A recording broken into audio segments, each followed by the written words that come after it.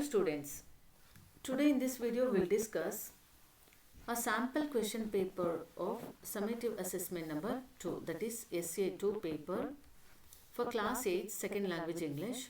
It is conducted for 50 marks. This includes the whole syllabus.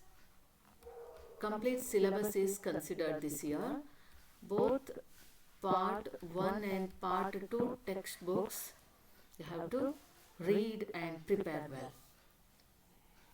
This question paper is based on 10th QP pattern.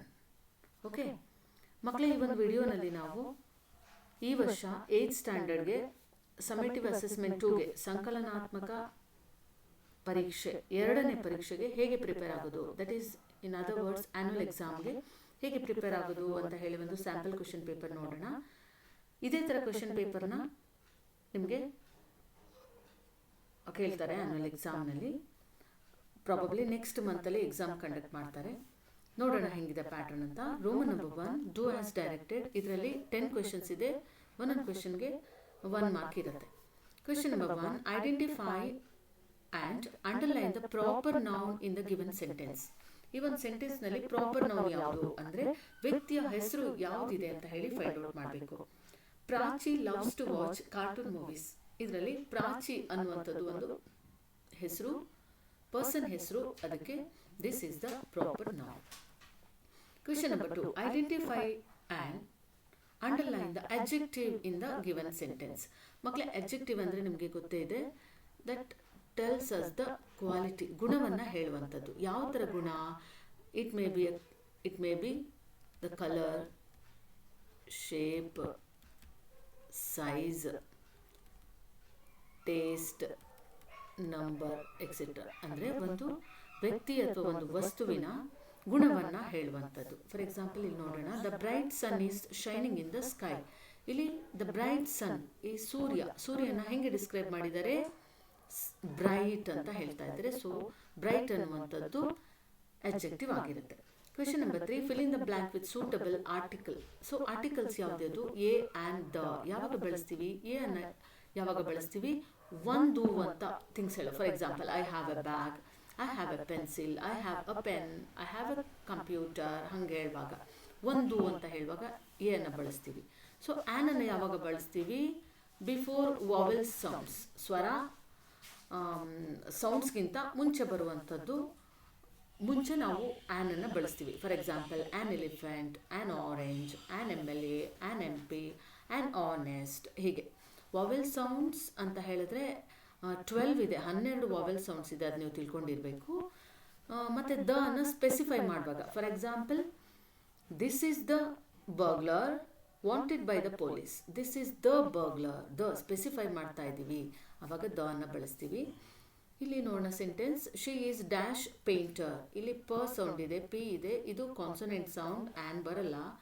So ಏನಾಗುತ್ತೆ? She is a painter ಆಗುತ್ತೆ. Question number 4, choose the appropriate auxiliary verb and fill in the blank. Options ಅನ್ನು ಕೊಟ್ಬಿಟ್ಟಿದ್ದಾರೆ, is, R, was ಅಂತ. ನೋಡೋಣ which one matches here. The friends dash going to Mysuru to attend the concert. The friends plural form ಇದೆ, ING form ಇದೆ ಇಲ್ಲಿ ವರ್ಬ್ನಲ್ಲಿ, noun form ಇಲ್ಲಿ plural form ಇದೆ. The friends dash the friends are going to Mysuru to attend the concert ಆಗುತ್ತೆ. Question number 5 ನೋಡೋಣ, write the appropriate form of the word and fill in the blank. We should not have too much dash attached to anything. word attach ಅಂತ ಕೊಟ್ಟಿದ್ದಾರೆ, ಇದ್ರದ್ದು ಸರಿಯಾದ form ಅನ್ನು ನಾವು ಬಳಸಬೇಕು. ಏನಾಗುತ್ತೆ? ಅಟ್ಯಾಚ್ಮೆಂಟ್ ಆಗುತ್ತೆ. we should not have too much attachment to anything. Number 6, write the appropriate form of the verb and fill in the blank. Hita dash know the answer. So what is the correct form? Knows. Hita knows. KNOWS. ಯಾಕೆ ಇಲ್ಲಿ knows ಅಂತ ಬಳಸಬೇಕು ಅಂದರೆ, because this is third person singular ಅಂತ ಹೇಳ್ತೀವಿ. For example, whenever a sentence begin with he, she ಅಥವಾ it ಅಥವಾ any name, ಯಾವುದಾದ್ರೂ ಹೆಸರಿಂದ ಪ್ರಾರಂಭವಾದಾಗ ಇದರ ಆ್ಯಕ್ಷನ್ ವರ್ಡ್ ಫಾರ್ಮ್ ಏನಾಗುತ್ತೆ? ಇದಕ್ಕೆ ಎಸ್ ಅಥವಾ ES ಸೇರ್ಕೊಳ್ಳುತ್ತೆ. ಇಲ್ಲಿ ಈ ಎಕ್ಸಾಂಪಲ್ ಏನಾಗಿದೆ ನೋಡಿ, ಹಿತಾ ನೋಸ್ ದ ಆನ್ಸರ್. ಅದೇ ಥರ ಬೇರೆ ಎಕ್ಸಾಂಪಲ್ಸ್ ತಗೊಂಡಾಗ Hita dances well, Hita sings well, Hita comes early to the school, Hita gets up early, Hita writes well, ಹೀಗೆ. Next question number 7, choose the appropriate preposition and fill in the blank. Options ಕೊಟ್ಟಿದ್ದಾರೆ. In, at, from. I come to school dash 9 o'clock in the morning. So whenever time, ಈಗ 9 ಗಂಟೆ 9 o'clock ಅಂತ ಬಂದಾಗ ಏನಾಗುತ್ತೆ, preposition at.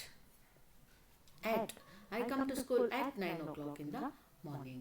Number 8, choose the appropriate conjunction and fill in the blank. Options ಕೊಟ್ಟಿದ್ದಾರೆ. ಮಕ್ಕಳೇ ಇಲ್ಲಿ conjunction ಅಂತ ಹೇಳಿದ್ರೆ ಜಾಯ್ನಿಂಗ್ ವರ್ಡ್ ಅಂತ. ಈ ಜಾಯ್ನಿಂಗ್ ವರ್ಡ್ ಏನೆಲ್ಲ ಜಾಯಿನ್ ಮಾಡುತ್ತೆ ಈ ವರ್ಡ್ ಅಂತ ಹೇಳಿದ್ರೆ, it joins 2 words, 2 clauses, 2 sentences. 2 ವಾಕ್ಯಗಳನ್ನ, 2 words ಅನ್ನ ಸಹ ಈ ಕಂಜಂಕ್ಷನ್ ಜಾಯಿನ್ ಮಾಡುತ್ತೆ. ಇಲ್ಲಿ ನೋಡಿ, I ran very fast dash miss the bus. ಯಾವುದು ಕರೆಕ್ಟ್ ಆಪ್ಷನ್ ಆಗುತ್ತೆ? ನಾನು ತುಂಬ ಫಾಸ್ಟಾಗಿ ಓಡಿದೆ ಆದರೆ ಮಿಸ್ ದ ಬಸ್. ಬಟ್ ಅನ್ನುವಂಥದ್ದು ಕರೆಕ್ಟ್ ಆನ್ಸರ್ ಅಥವಾ ಕರೆಕ್ಟ್ ಆಪ್ಷನ್ ಆಗುತ್ತೆ. Question number 9, fill in the blank with appropriate word of the underlined word using prefix. Opposite word of the underlined word. Prefix ಅನ್ನು ಇಲ್ಲಿ ಕೊಟ್ಟಿದ್ದಾರೆ. IN, IM, DIS. ಪ್ರಿಫಿಕ್ಸ್ ಅಂದರೆ ಯಾವುದಾದ್ರೂ ವರ್ಡ್ಗಿಂತ ಮುಂಚೆ ಸೇರುವಂಥದ್ದು prefix. For example reopen, irregular, impolite, ಹಾಗೆ. Everything is possible and nothing is. What is the opposite of possible? Impossible. Impossible is the right answer. So IM is the prefix to be added. Question number 10. Choose the appropriate homophone and fill in the blanks. Last dash, week. See here, homophones andre same pronunciation irutte, but spellings are different and meanings are also different. I went to a shop to buy a pair of trousers. Last week, ಯಾವುದು correct word ಆಗುತ್ತೆ? WEEK ಆಗುತ್ತೆ. This is the right option. We'll see Roman number 2. Answer the following questions in 2 or 3 sentences. 6 into 2, 12 marks. Our question ಇದೆ. Each carrying 2 marks. ಒಟ್ಟು 12 marks. Question number 11. How do the boys spend their evenings in Shantiniketan? A day in the ashram lesson ಇಂದ. Answer ನೋಡೋಣ. In Shantiniketan boys typically spend their evening engaging in activities like singing hymns, reciting short dramas, telling fairy tales, participating in group gatherings and listening to songs written by Gurudeva or Rabindranath Tagore. Question number 12. What makes you think that Raman, even as a boy, had great interest in science? Sir C.V. Raman lesson. Here is the answer. Even as a boy, he had made the model of a dynamo. During his school days, he borrowed science books from college students and read them. This makes us think that Raman had great interest in science. ಅವರು ಚಿಕ್ಕ ಹುಡುಗ ಇದ್ದಾಗನೇ he prepared the model of a dynamo. ಡೈನಮೋದು model ಮಾಡಿದ್ರು. ಹಾಗೆ school ಡೇಸಲ್ಲಿ ಇರುವಾಗನೇ ಅವರು ಕಾಲೇಜ್ ಸ್ಟೂಡೆಂಟ್ಸ್ ಹತ್ರ ಸೈನ್ಸ್ ಬುಕ್ಸ್ ತೊಗೊಂಡು ಓದ್ತಾ ಇದ್ರು. ಅದರಿಂದ ಅವ್ರಿಗೆ ಸೈನ್ಸ್ನಲ್ಲಿ ಎಷ್ಟು ಇಂಟ್ರೆಸ್ಟ್ ಇದೆ ಅಂತ ಗೊತ್ತಾಗ್ತಿತ್ತು. ಕ್ವೆಶನ್ ನಂಬರ್ 13 ನೋಡೋಣ. What 3 commands did the bigger boy give the smaller boy? Bigger boy smaller ಬಾಯ್ಗೆ ಕೊಟ್ಟಂಥ 3 ಕಮ್ಯಾಂಡ್ಸ್ ಯಾವುದ್ಯಾವುದು ಅಂತ. ಆನ್ಸರ್ ಈಸಿಯಾ. The 3 commands the bigger gave were: pick up the stick, jump into the flowers, get me some water. Question number 14. When was the grandfather very much impressed by Sai's ability? All the world her stage lesson ಇಂದ ತಗೊಂಡಿದ್ದಾರೆ ಈ question. Answer is here.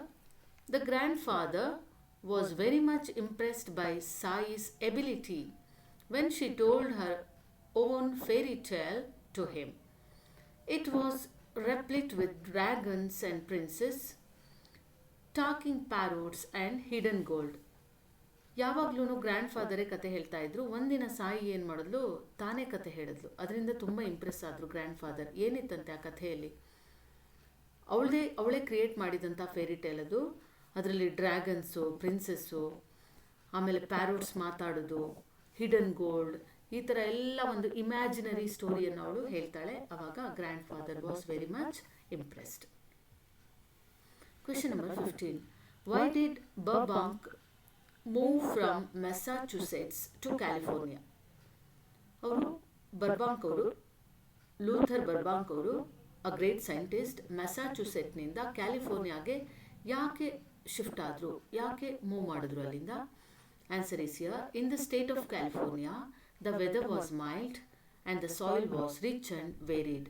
ಅವರು ಎಕ್ಸ್ಪಿರಿಮೆಂಟ್ಸನ್ನು conduct ಮಾಡೋಕ್ಕೆ that Massachusetts was not, it didn't have a good weather, ಒಂದು ಒಳ್ಳೆ weather ಇರಲಿಲ್ಲ. ಆದರೆ ಕ್ಯಾಲಿಫೋರ್ನಿಯಾದಲ್ಲಿ ಏನಾಗಿತ್ತು, ಮೈಲ್ಡ್ ವೆದರ್ ಇತ್ತು, ಮತ್ತು ಸಾಯಿಲ್ ಸಹ ಒಂದು ಫಲವತ್ತತೆಯಿಂದ ಕೂಡಿತ್ತು, ರಿಚ್ ಆ್ಯಂಡ್ ವೇರಿಡ್ ಆಗಿತ್ತು. ಅದಕ್ಕೋಸ್ಕರ ಅವರು ಕ್ಯಾಲಿಫೋರ್ನಿಯಾಗೆ ಮೂವ್ ಆದರು.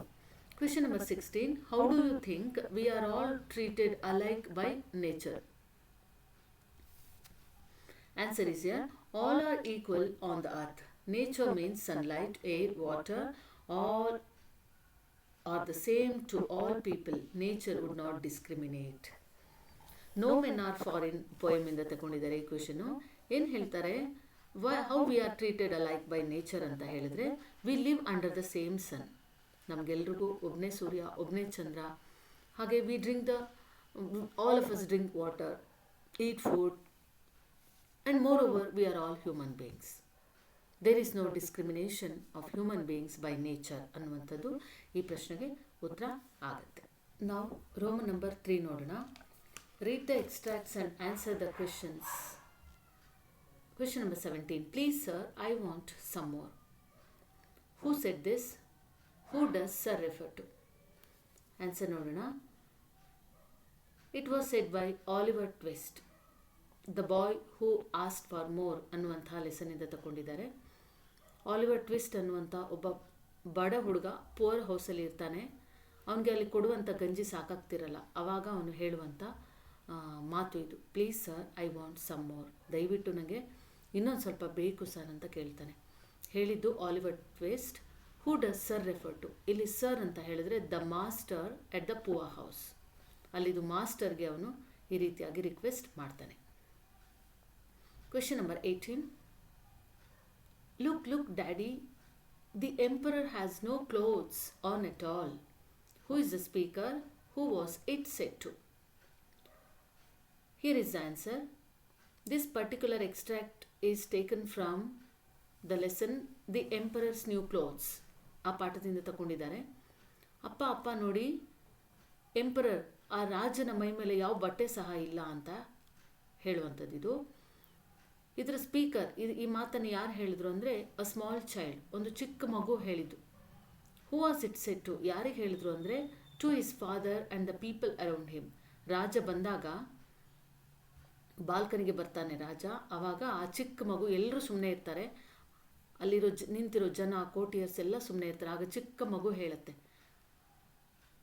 ತನ್ನ ತಂದೆಗೆ ಹೇಳುತ್ತೆ, ಮತ್ತು ಅಲ್ಲಿರೋ ಜನಕ್ಕೂ ಸಹ ಅದು ಅನ್ವಯ ಆಗುತ್ತೆ. Then move on to question number, Roman number 4. Answer the following questions in 6 to 8 sentences. 2 question ಇದೆ, 3 ಮಾರ್ಕ್ಸ್ ಕ್ಯಾರಿ ಮಾಡುತ್ತೆ. Question number 19. How did the chief minister resolve the case of the swan? The swan and the princess lesson ಇಂದ ತಗೊಂಡಿದ್ದಾರೆ. ನೋಡೋಣ answer ಏನಿದೆ ಅಂತ ಹೇಳಿ. The chief minister thought a plan to resolve the dispute. He told Siddhartha to keep the swan on the stool. He directed Devdutt to call the bird. When Devdutt called the swan, the bird trembled and cried with fear. Then Devdutt came back. Next, Siddhartha called the bird lovingly. It came and sat on his arms. The swan itself decided the dispute. All agreed and were pleased. The swan now belonged to Siddhartha. ಏನಿದು ಕತೆ? ಈ ಕತೆ ನಿಮ್ಗೆ already ಗೊತ್ತಿದೆ.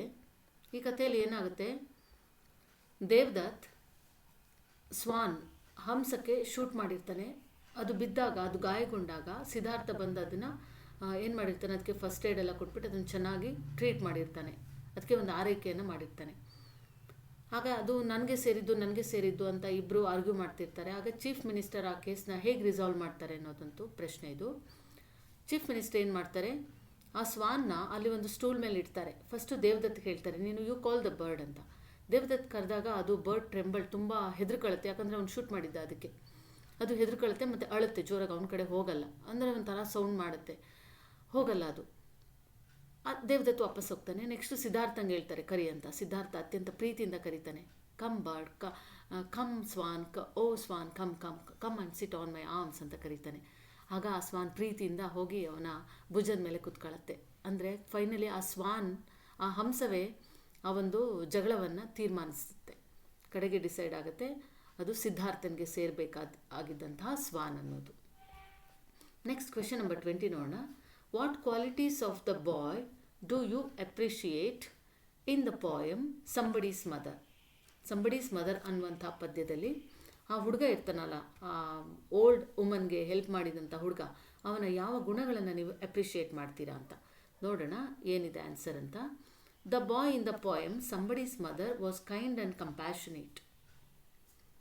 He helped an old woman cross the road when others ignored her. His kindness shows that we should respect and help elders. His selflessness and good manners make him an admirable character. So ಈ ಪದ್ಯದಲ್ಲಿ ಬರುವಂಥ ಆ ಹುಡುಗ, ಆ ಚಿಕ್ಕ ಹುಡುಗ ಏನಿದ್ದಾನೆ, school going ಬಾಯ್, ಅವನು ತುಂಬ ಕೈಂಡ್ ಹಾರ್ಟೆಡ್ ಮತ್ತು ಕರುಣೆಯನ್ನು ತೋರಿಸ್ದ. ಆ ಓಲ್ಡ್ ಲೇಡಿ ಒಬ್ಬರಿದ್ರು, she wanted to cross the road, ತುಂಬ ಟ್ರೈ ಮಾಡಿದ್ರು, ಆಗ್ತಾ ಇರಲ್ಲ, ಸ್ನೋಫಾಲ್ ಆಗ್ತಾ ಇರುತ್ತೆ, ಮತ್ತು ಅವ್ರು ಹೋದರೆ ಎಲ್ಲಾದರೂ ಬೇರೆ ಗಾಡಿಗಳಿಗೆ ಸಿಕ್ಕಾಕೊತೀನಿ ಅಂತ ಭಯ ಇರುತ್ತೆ. ಅವರು ಶಿ ವಾಸ್ ವೇಟಿಂಗ್ ಆ್ಯಂಕ್ಷಸ್ಲಿ, ಯಾರೂ ಹೆಲ್ಪ್ ಮಾಡಲ್ಲ. ಆಗ ಪಕ್ಕದಲ್ಲಿರೋ ಸ್ಕೂಲಿಂದ ಮಕ್ಕಳು ಹೊರಗಡೆ ಬರ್ತಾರೆ. All the boys went like a flock of sheep. ಆಗ ಈ ಹುಡುಗ ಬಂದುಬಿಟ್ಟು I will help you across if you wish to go ಅಂತ ಹೇಳಿ ಅವರ ಒಂದು ಕೈಯನ್ನು ಇಟ್ಕೊಂಡು ನಿಧಾನವಾಗಿ ರಸ್ತೆಯನ್ನು ದಾಟಿಸ್ತಾನೆ. ಅಂದರೆ ಈ ಶೋಡ್ ರೆಸ್ಪೆಕ್ಟ್ ಆ್ಯಂಡ್ ಈ ಹೆಲ್ಪ್, ಅಂದರೆ ಈ ಗುಣಗಳು ಎಲ್ಲರೂ ಸಹ ಇನ್ಕಲ್ಕೇಟ್ ಮಾಡ್ಕೊಳ್ಬೇಕಾಗಿರುವಂಥ ಗುಣಗಳು. ಅವನ ಸೆಲ್ಫ್ನೆಸ್, ನಿಸ್ವಾರ್ಥ ಮನೋಭಾವ ಏನಿದೆ, ಗುಡ್ ಮ್ಯಾನರ್ಸ್ ಏನಿದೆ, ಅದನ್ನು ನಾವು ಅವನನ್ನು ಇಷ್ಟಪಡುವಂತೆ ಮಾಡುವಂಥದ್ದು ಈ ಉತ್ತರ. Next Roman number 5, study the picture and write 2 to 3 sentences based on your observation using the clues ಅಂತ ಹೇಳಿದೆ. It carries 2 marks. ಏನೆಲ್ಲ ಕ್ಲೂಸ್ ಕೊಟ್ಟಿದ್ದಾರೆ ನೋಡೋಣ. School, students, exercise, improves health, discipline, reduces stress. So ಇಲ್ಲಿ ಒಂದು ಪಿಕ್ಚರ್ ಇದೆ, you can observe the picture. ನೋಡಿ ಎಷ್ಟು ಚೆನ್ನಾಗಿದೆ ಈ picture. You will get number of ideas on looking at this picture. ಅವರು ಅಲ್ಲೇ ಕ್ಲೂಸ್ ಕೊಟ್ಟಿರೋದ್ರಿಂದ ಆ ಕ್ಲೂಸನ್ನು ಬಳಸ್ಕೊಂಡು ಸಹ ಬರಿಬೋದು. ಜೊತೆಗೆ you can add on your own ideas. Answer ನೋಡೋಣ. The picture shows a group of students exercising in their school playground. Physical exercise helps improve health and reduces stress. It also teaches discipline and teamwork among students. So exercise ಮಾಡ್ತಿರುವಂಥ ಚಿತ್ರ, ಮಕ್ಕಳು ಶಾಲೆಯಲ್ಲಿ ಪ್ಲೇಗ್ರೌಂಡ್ನಲ್ಲಿ. ಆ physical exercise ಅನ್ನುವಂಥದ್ದು ಹೆಲ್ತನ್ನು improve ಮಾಡುತ್ತೆ ಮತ್ತು ಸ್ಟ್ರೆಸ್ಸನ್ನು reduce ಮಾಡುತ್ತೆ.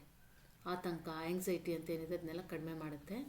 ಆಮೇಲೆ ಒಂದು ಶಿಸ್ತನ್ನು ಕಲಿಸುತ್ತೆ, ಹಾಗೆ ಟೀಮ್ ವಾಕನ್ನು ಕಲಿಸುತ್ತೆ ಅಂತ ಹೇಳಿ ಈ ಒಂದು 2-3 ವಾಕ್ಯಗಳಲ್ಲಿ ಕೊಟ್ಟಿದ್ದಾರೆ. ಇದೇ ಉತ್ತರವನ್ನು ನೀವು ಫಾಲೋ ಮಾಡ್ಬೋದು. Then move on to next question. Roman number 6, quote from memory. Question number 32.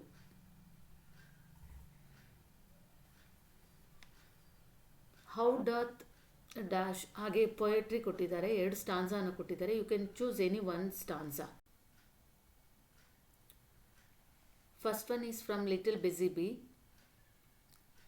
ಮತ್ತೊಂದು ಫ್ರಮ್ 8th poem the axe in the wood, I stop to watch a man. So we'll see the answer. ಯಾವುದಾದ್ರೂ ಒಂದು stanza ಬರೆದ್ರೆ ಸಾಕು, it carries 4 marks. How doth the little busy bee improve each shining hour and gather honey all the day from every opening flower. 4 line ಇದೆ, carries 4 marks. Next, I stopped to watch a man strike at the trunk of a tree grown strong through many centuries. His quick axe, sharp and glittering, struck deep and yellow chips went spinning in the air. Next, we'll move on to Roman number 7. Read the given passage and answer the questions that follow. ಒಂದು ಪ್ಯಾಸೇಜನ್ನು ಕೊಟ್ಟಿದ್ದಾರೆ, ಅದನ್ನು ಓದ್ಬಿಟ್ಟು answer ಮಾಡಬೇಕು. There are 2 questions under that passage. Once to the court of a king came 2 women with a baby seeking justice. Each of them claimed that she was the real mother and so she alone had the right to own and look after it. ಇಬ್ಬರು ಸ್ತ್ರೀಯರು, ಇಬ್ಬರು ಮಹಿಳೆಯರು ಒಬ್ಬ ರಾಜನ ಆಸ್ಥಾನಕ್ಕೆ ಬರ್ತಾರೆ. ಅವರಿಬ್ಬರು ಹೇಳ್ತಾ ಇದ್ದಾರೆ, ಆ ಮಗುದು ಒಂದು ಬೇಬಿನ ಹಿಡ್ಕೊಂಡು ಬಂದಿರ್ತಾರೆ, ಅವರು ಎತ್ಕೊಂಡು ಬಂದಿರ್ತಾರೆ. ಅವ್ರು ಹೇಳ್ತಾರೆ, ನಾನೇ ರಿಯಲ್ ಮದರ್, ನಾನೇ ನಿಜವಾದ ತಾಯಿ ಇದ್ರದ್ದು ಅಂತ ಇಬ್ಬರು ಹೇಳ್ತಾ ಇರ್ತಾರೆ. The king looked at the minister ಕಡೆ ನೋಡ್ತಾರೆ. The minister stood up and addressed the women thus, both of you say the child is yours, so this court orders the baby to be split in 2 and each woman will have a half of the baby. Chief minister ನಿಂತ್ಕೊಂಡು ಹೇಳ್ತಾರೆ, ನೀವಿಬ್ಬರು ಹೇಳ್ತಾ ಇದ್ದೀರಾ ಈ ಮಗುದು ನಿಜವಾದ ತಾಯಿ ನಾನೇನೆ, ಅದಕ್ಕೆ ಒಂದು ಕೆಲಸ ಮಾಡೋಣ, ಈಗ ಕೋರ್ಟ್ ಈಗ ಆರ್ಡರ್ ಮಾಡುತ್ತೆ ಏನಂದರೆ ಈ ಬೇಬಿನ 2 ತುಂಡುಗಳನ್ನಾಗಿ ಕತ್ತರಿಸೋಣ, ಇಬ್ಬರಿಗೂ ಒಂದೊಂದು ತುಂಡು ಸಿಗತ್ತೆ, ಮಗುದು 2 ಭಾಗಗಳನ್ನಾಗಿ ಕಟ್ ಮಾಡೋಣ ಅಂತ ಹೇಳ್ತಾರೆ. The first woman readily agreed. ಅದರಲ್ಲಿ ಇರುವಂಥ ಮೊದಲನೇ ಹೆಂಗಸು ಒಪ್ಕೊಂಡ್ಬಿಡ್ತಾಳೆ, ರೆಡಿಲಿ ಆಯಿತು ಅಂತ. But the second woman said, ಎರಡನೇವಳು ಹೇಳ್ತಾಳೆ, I don't want to go by your suggestion, you may give the baby to that woman. ನನಗೆ ಈ ಸಲಹೆ ಇದು ನನಗೆ ಇಷ್ಟ ಇಲ್ಲ, ನೀವು ಮಗುನ ಅವಳಿಗೆ ಕೊಟ್ಬಿಡ್ಬೋದು, ಮೊದಲ ಹೆಂಗಸು ಏನಿದ್ದಾರೆ ಅವ್ರಿಗೆ ಕೊಟ್ಬಿಡಿ ಮಗುನ ಅಂತ. Do you know what the minister decided? Minister ಏನಂತ ಡಿಸೈಡ್ ಮಾಡಿದ್ರು ಗೊತ್ತಾ ನಿಮಗೆ? Yes, he ordered that the baby be handed over to the second woman. Court order ಆಗುತ್ತೆ ಏನಂತ, ಆ ಸೆಕೆಂಡ್ ವುಮನ್ಗೆ ಆ ಮಗು ಸೇರಬೇಕಂತ. And the first woman be punished. ಆ ಫಸ್ಟ್ ವುಮನ್ಗೆ ಶಿಕ್ಷೆಯನ್ನು ಕೊಡಬೇಕು ಅಂತ ಕೋರ್ಟ್ ಡಿಸೈಡ್ ಮಾಡುತ್ತೆ. ಕ್ವೆಶನ್ಸ್ ಏನಿದೆ ನೋಡಿ. Why did the women go to the king's court? Answer ಇದೆ ನೋಡೋಣ. The 2 women went to the king's court because both claimed to be the real mother of the baby and wanted justice. ಇಬ್ಬರು claim ಮಾಡ್ತಾಯಿದ್ರು, ಇಬ್ಬರು ಹೇಳ್ತಾಯಿದ್ರು ನಾನೇ real mother, ಅವ್ರಿಗೆ ನ್ಯಾಯ ಬೇಕಾಗಿತ್ತು, ಅದಕ್ಕೆ ಅವರು ರಾಜನ ಆಸ್ಥಾನಕ್ಕೆ ಹೋದರು ಅಂತ. ಕ್ವೆಶನ್ ಬಿ ನೋಡೋಣ. What did the minister decide at the end? ಏನಂತ ಡಿಸೈಡ್ ಮಾಡ್ತಾರೆ minister? The minister decided to give the baby to the second ವುಮನ್ಗೆ ಕೊಡಬೇಕು ಮಗುನ ಅಂತ ಡಿಸೈಡ್ ಮಾಡ್ತಾರೆ. Because she was willing to give up the child rather than see it harmed, proving she was the real mother. ಆ ಮಗುನ 2 ತುಂಡಾಗಿ cut ಮಾಡೋದನ್ನು ಒಂದು ನಿಜವಾದ ತಾಯಿ ಹೇಗೆ ನೋಡೋಕ್ಕೆ ಸಾಧ್ಯ? ಆ ಮಗುಗೆ ಏನೇ ತೊಂದರೆ ಆಗಬಾರ್ದು ಅಂತ ಹೇಳಿ ರಿಯಲ್ ಮದರ್ ಆಗಿದ್ರು ಸಹ ಅವಳು ಇನ್ನೊಬ್ಬರಿಗೆ, ಬೇರೆ ಆ ಹೆಂಗಸು ಬಂದಿದ್ದಾರಲ್ಲ ಅವರಿಗೆ ಕೊಡಿ ಅಂತ ಹೇಳಿದ್ಲು. ಹಾಗಾಗಿ ಮಿನಿಸ್ಟರ್ ಡಿಸೈಡ್ ಮಾಡಿದ್ರು she was the real mother ಅಂತ. ಸೊ ಈ ಉತ್ತರಗಳು ಮಕ್ಕಳೇ ನಿಮಗೆ ಈ ಪ್ಯಾಸೇಜ್ನಲ್ಲೇ ಸಿಗುತ್ತೆ, ನೋಡಿಕೊಂಡು ಬರ್ಕೊಳ್ಬೋದು. ಬಟ್ ಈ ಪ್ಯಾಸೇಜ್ನ ನೀವು 2 ರಿಂದ 3 ಸಲ ಓದಬೇಕಾಗತ್ತೆ, ಆವಾಗ ನಿಮಗೆ ಸುಲಭ ಆಗುತ್ತೆ ಪ್ರಶ್ನೆಯನ್ನು ಅಟೆಂಡ್ ಮಾಡಲಿಕ್ಕೆ. Roman number 7. Study the advertisement and answer the questions that follow. ಇಲ್ಲೊಂದು ಅಡ್ವರ್ಟೈಸ್ಮೆಂಟ್, ಒಂದು ಪ್ಯಾಂಪ್ಲೆಟ್ ಇದೆ, ಅದನ್ನು ಕೊಟ್ಟಿದ್ದಾರೆ ಒಂದು ಪ್ಯಾಂಪ್ಲೆಟನ್ನು. ಇದನ್ನು ಕ್ಲೀನಾಗಿ ಅಬ್ಸರ್ವ್ ಮಾಡಬೇಕು, ನೀಟಾಗಿ ಸ್ಟಡಿ ಮಾಡಿಬಿಟ್ಟು 2 ಕ್ವೆಶನ್ಸನ್ನು ಕೊಟ್ಟಿದ್ದಾರೆ, ಅದಕ್ಕೆ ಆನ್ಸರ್ ಮಾಡಬೇಕಾಗತ್ತೆ. ಕ್ವೆಶನ್ ಎ ಇದೆ, what is this advertisement about? ಯಾವುದ್ರ ಬಗ್ಗೆ ಇದೆ? ಇಲ್ಲೇ ಉತ್ತರ ಸಿಗುತ್ತೆ ನೋಡಿ. This advertisement is about the Spoken English Institution that improves communication skills and teaches the students about various interview training skills. ಇದು ಸ್ಪೋಕನ್ ಇಂಗ್ಲೀಷ್ ಇನ್ಸ್ಟಿಟ್ಯೂಷನ್ದು ಅಡ್ವರ್ಟೈಸ್ಮೆಂಟ್. ಅವ್ರು ಏನೆಲ್ಲ ಕಲಿಸ್ಕೊಡ್ತಾರೆ ಅಂತ ಇಲ್ಲೇ ಮೆನ್ಷನ್ ಮಾಡಿದ್ದಾರೆ. ಇಂಟರ್ವ್ಯೂ ಟ್ರೈನಿಂಗ್ ಸ್ಕಿಲ್ಸನ್ನು ಹೇಳ್ಕೊಡ್ತಾರೆ, ಕಮ್ಯುನಿಕೇಟಿವ್ ಸ್ಕಿಲ್ಸನ್ನು ಅವರು ಹೇಳ್ಕೊಡ್ತಾರೆ ಸ್ಟೂಡೆಂಟ್ಸ್ಗೆ ಅಂತ ಹೇಳಿಕೊಟ್ಟಿದ್ದಾರೆ. ಅದೇ ಉತ್ತರವನ್ನು ನೋಡಿಕೊಂಡು ಬರೆದ್ರೆ ಸಾಕು. Mention the address and contact number of the institution. ಇದರ ಅಡ್ರೆಸ್, ಕಾಂಟ್ಯಾಕ್ಟ್ ನಂಬರ್ ಇಲ್ಲೇ ವಿಸಿಬಲ್ ಇದೆ ನೋಡಿ, ಈ ಕಡೆ ಬರೆದು ಸಹ ಇದೆ. ನೀವು ಎಕ್ಸಾಮ್ನಲ್ಲಿ ನೋಡುವಾಗ ನೀಟಾಗಿ ಕಾಣಿಸುತ್ತೆ. ಇಲ್ಲಿ ಸ್ಪ್ಲಿಟ್ ಸ್ಕ್ರೀನ್ ಇರೋದ್ರಿಂದ ಸ್ವಲ್ಪ ಅಬ್ಸರ್ವ್ ಮಾಡಬೇಕಾಗುತ್ತೆ. Address GST main road, Urapakkam T Kadai bus stop, above med plus pharmacy and photo world studio. Contact number ಇದೆ 9964662555 ಅನ್ನುವಂಥದ್ದು. ನೆಕ್ಸ್ಟ್ ಲಾಸ್ಟ್ ಕ್ವೆಶನ್ ನೋಡಿ, Roman number 8. Imagine you are Nandish Narmada studying in 8th standard JHS Belur. Write an application for 2 days leave to the headmaster of your school as you are unable to attend school because of viral fever. Reason ಕೊಟ್ಟಿದ್ದಾರೆ, ನೀವು ನಿಮ್ಮ head ಮಾಸ್ಟರ್ಗೆ leave ಲೆಟರನ್ನು ಕೊಡಬೇಕು. 2 days 2 ದಿನ ರಜೆಯನ್ನು ಕೋರಿ ಪತ್ರವನ್ನು ಬರೀಬೇಕು. ಮಕ್ಕಳೇ ನೋಡಿ, ಇಲ್ಲಿ ಫ್ರಮ್ ಅಡ್ರೆಸ್ ಇಲ್ಲೇ ಕೊಟ್ಟಿದ್ದಾರಪ್ಪ. ನೀವು ನಿಮ್ಮ ನಿಜವಾದ ಹೆಸರು ಬರೀಕೊಡ್ದು ಅದ್ರ ಬದಲಾಗಿ ನಂದೀಶ್ ನರ್ಮದಾ ಹೆಸರನ್ನು ತಗೊಳ್ಬೇಕು. 8th standard ತಗೊಳ್ಳಿ, JHS ಗೌರ್ಮೆಂಟ್ ಹೈಸ್ಕೂಲ್ ಬೇಲೂರು ಅಂತ ಮೆನ್ಷನ್ ಮಾಡ್ಕೋಬೇಕು. ಸೊ ಇಲ್ಲಿ ನೀಟಾಗಿ ಸ್ಟೆಪ್ಸನ್ನು ಕೊಟ್ಟಿದೆ ನೋಡಿ, ಯಾವ ಥರ ನೀವು ಸ್ಟೆಪ್ಸನ್ನು ಫಾಲೋ ಮಾಡಬೇಕು ಒಂದು ಲೀವ್ ಲೆಟರ್ ಬರೀವಾಗ ಅಂತ ಹೇಳಿ. ಫ್ರಮ್ ಅಡ್ರೆಸ್ ಇದೆ, ಇಲ್ಲೇ ಇದೆ ಫ್ರಮ್ ಅಡ್ರೆಸ್ಸು, ಮಾರ್ಕ್ ಮಾಡ್ಕೊಂಡ್ಬಿಡ್ಬೋದು ನೀವು. ಆಮೇಲೆ 2 ಯಾರಿಗೆ ಬರೀತೀರಾ? ಟು ದ ಹೆಡ್ ಮಾಸ್ಟರ್, ಇಲ್ಲೇ ಕೊಟ್ಟಿದೆ ಫ್ರಮ್ ಅಡ್ರೆಸ್ ನೀಟಾಗಿದೆ ನೋಡಿ. ಫ್ರಮ್ ಆದಮೇಲೆ ನೀವು ಬರೀತೀರಾ, ಡೇಟನ್ನು ಮೆನ್ಷನ್ ಮಾಡ್ತೀರಾ, ಯಾವತ್ತು ಲೆಟರ್ ಬರೀತೀರಾ ಅವತ್ತಿನ ಡೇಟ್ ಹಾಕ್ತೀರಾ. Next to address the head master JHS Belur ಅಂತ ಹಾಕ್ತೀರಾ. ರೆಸ್ಪೆಕ್ಟೆಡ್ ಸರ್ ಅಥವಾ ಮ್ಯಾಡಮ್, ಎರಡರಲ್ಲಿ ಒಂದು ಹಾಕಿ, ಸರ್ ಅಥವಾ ಮ್ಯಾಡಮ್. ಸಬ್ಜೆಕ್ಟನ್ನು ಹಾಕ್ತೀರಾ. ಮಕ್ಕಳೇ ಸಬ್ಜೆಕ್ಟ್ ಇಲ್ಲೇ ಕೊಟ್ಟಿದ್ದಾರೆ ನೋಡಿ, request to grant 2 days leave, 2 days leave, application for 2 days leave ಅಂತ ಬರೆದ್ರೂ ಆಗುತ್ತೆ. This is subject. Okay, this is to address. And ನೋಡೋಣ ಬಾಡಿ ಆಫ್ ದ ಲೆಟರ್ ಏನಿದೆ, ಏನು ಬರಿಬೇಕಾಗುತ್ತೆ ಅಂತ ನೋಡೋಣ. I am Nandeesh or Narmada, ಎರಡರಲ್ಲಿ ಒಂದು ಹೆಸರು ತಗೊಳ್ಳಿ, of class 8th, and I am suffering from viral fever. Suffering from viral fever, ನಾನು ವೈರಲ್ ಫೀವರಿಂದ ಬಳಲ್ತಾ ಇದ್ದೀನಿ. Due to my health condition, ಈ ಒಂದು ಹೆಲ್ತ್ ಕಂಡೀಷನ್ ಇರೋದ್ರಿಂದ I am unable to attend school for 2 days, 2 ದಿನ ನನಗೆ ಶಾಲೆಗೆ ಬರೋಕ್ಕಾಗೋದಿಲ್ಲ. ಯಾವ ಡೇಟನ್ನು ನೀವು ಮೆನ್ಷನ್ ಮಾಡಿ, ಯಾವ ಡೇಟಿಂದ ಯಾವ ಡೇಟ್ ತನಕ ಬರೋಕ್ಕಾಗಲ್ಲ ಅಂತ. So I kindly request you to grant me leave for these 2 days, ಈ 2 ದಿನಗಳಿಗೆ ದಯವಿಟ್ಟು ನನಗೆ ರಜೆಯನ್ನು ಕೊಡಿ ಅಂತ ಹೇಳಿ ನೀವು ರಿಕ್ವೆಸ್ಟ್ ಮಾಡ್ತಾ ಇದ್ದೀರಾ. This is called body of the letter ಅಂತ ಹೇಳ್ತೀವಿ. Thank you for your consideration. ಲೆಟ್ರನ್ನ ಎಂಡ್ ಮಾಡ್ತಾ ಇದ್ದೀರಾ ನೋಡಿ, ಎಲ್ಲ ಲೆಫ್ಟ್ ಅಲೈನ್ಮೆಂಟೇ ಬರ್ಕೋಬೇಕು ಮಕ್ಕಳೇ, ಎಲ್ಲ left alignment. From to, respected sir, subject, body of the ಲೆಟರ್ನು ನೀಟಾಗಿ ಬರೀತೀರಾ. And then thank you mention ಮಾಡ್ತೀರಾ. ಯುವರ್ಸ್ ಒಬೀಡಿಯೆಂಟ್ಲಿ ನಂದೀಶ್ ಅಥವಾ ನರ್ಮದಾ ಅಂತ ಹೇಳಿ ಲೆಟ್ರನ್ನು ಮುಗಿಸ್ತೀರಾ. ಇದಾಗಿತ್ತು 8th standard question paper pattern with answers. Hope it's helpful.